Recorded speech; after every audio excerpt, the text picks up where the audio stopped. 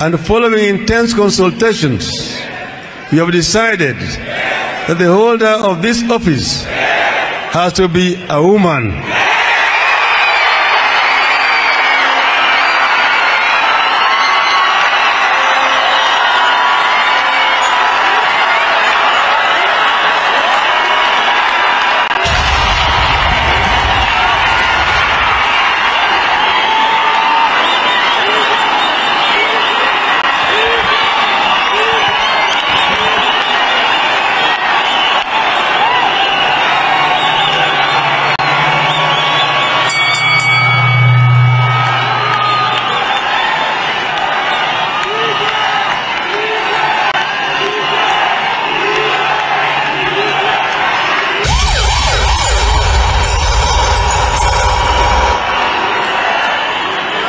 Hello?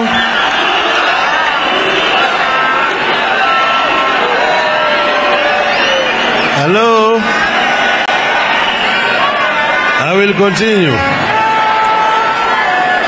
After 60 years of independence, we cannot be the male domination. We cannot excuse the male domination of the executive. For the first time in the history of our republic, and on the 7th multi-party election, history is calling us to close the gender gap in our country.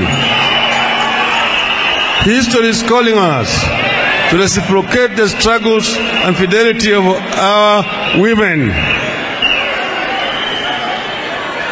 History is calling on us to produce our first woman deputy president.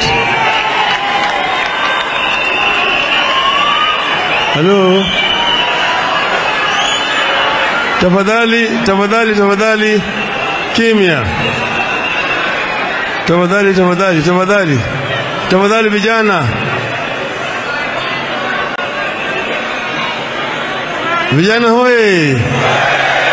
Mama hai. Tunaendelea. And I now want to describe to you the person. At the age of 24,